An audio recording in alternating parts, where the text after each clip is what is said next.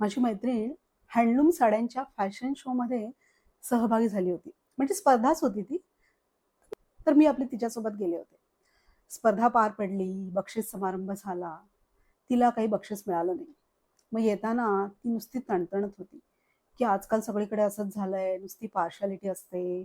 लोकं आपापल्या ग्रुपमध्येच लोकांना बक्षीस देतात वगैरे. तिला थोडं समजावलं.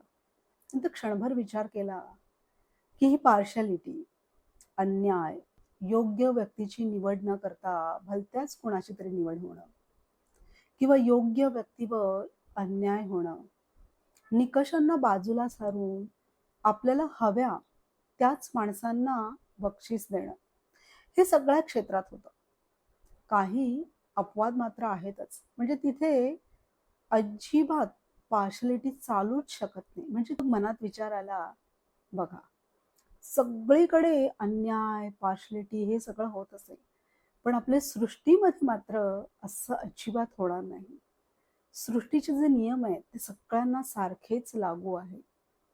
त्यामुळे आपण जे काही कष्ट करतो, जे काही प्रामाणिकपणे प्रयत्न करतो, त्याचं श्रेय आपल्याला मिळणारच आहे. कारण सृष्टीचा नियमच आहे.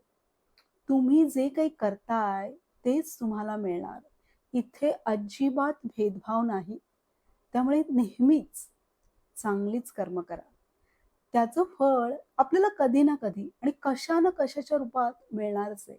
इथे अन्यायाला अजिबात जागा नाही.